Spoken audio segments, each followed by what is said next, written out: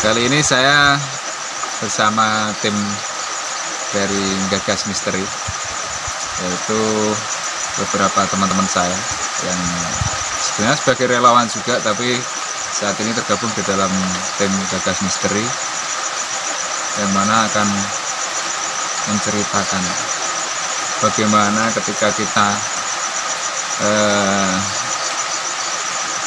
mengambil liputan kemarin yang di Gua Song Budeh. Ternyata luar biasa, guys. Jadi sangat di luar ekspektasi kita. Ketika kita kemarin mencoba menelusuri tempat itu pun sampai rencananya beberapa hari karena terhalang beberapa warga masyarakat yang selalu mengingatkan tentang bahayanya tempat itu. Tapi kita sempat menepis dengan besar harapan kita bisa mendapatkan informasi tentang Song Budeh itu sendiri. Namun kita akan sedikit berkenalan dengan salah satu tim kita. Ya, ini sahabat kita,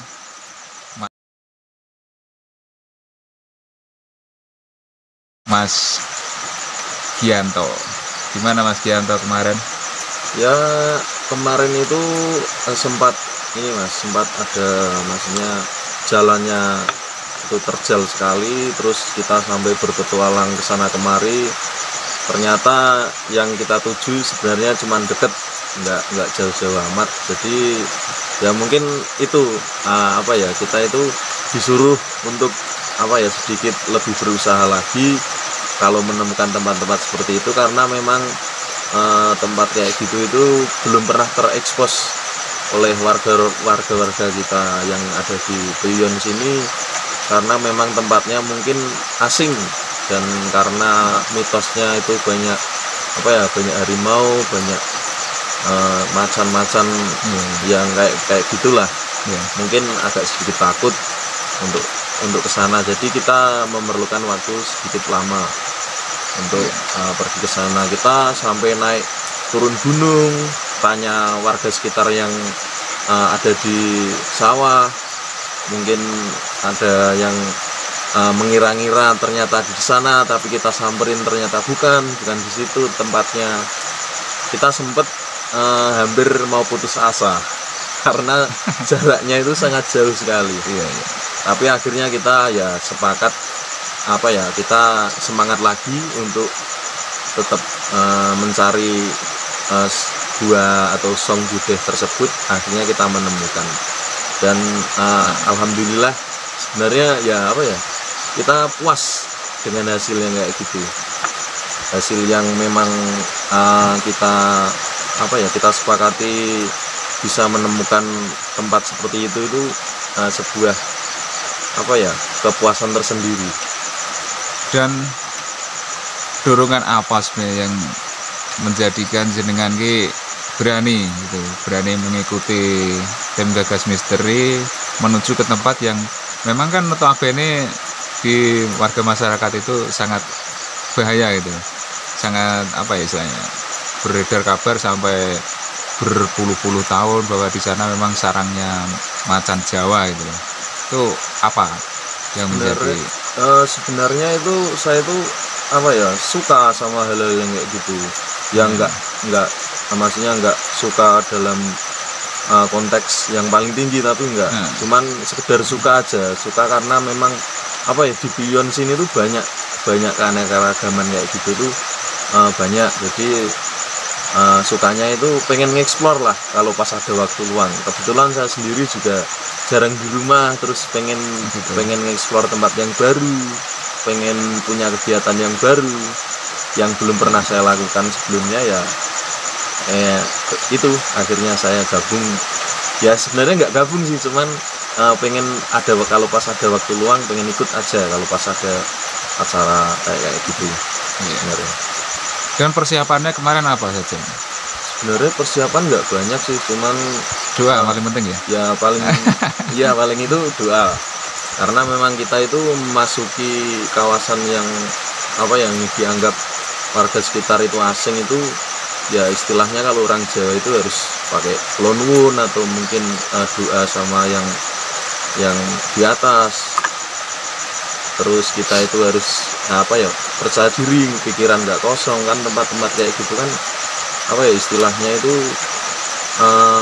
belum pernah terjamah oleh warga-warga di sini. Jadi kita sebagai tamu istilahnya itu harus benar-benar ya menghormati, bukan menghormati takut gitu enggak, tapi kita itu sebagai tamu ya enggak boleh macam-macam intinya kan. Kita bertamu juga harus pakai sopan atau apa gitu kan, ada kayak gitu juga. Dan kira-kira di bagian mana itu sing sekiranya ini paling berkesan? Karena kan kemarin kita sempat menemukan ada bekas cakaran-cakaran di beberapa pohon-pohon, di batu-batu, dan juga kita menemukan kotoran harimau di sana. Itu sing bagian-bagian mana itu sing paling berkesan?